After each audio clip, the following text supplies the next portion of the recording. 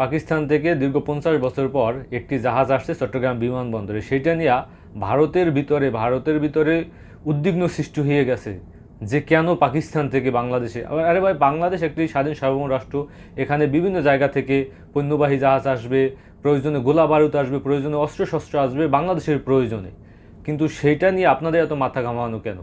আপনাদের দেশে কখন কোথা থেকে জাহাজ আসে সেটা নিয়ে তো বাংলাদেশের মানুষ মাথা ঘামায় না।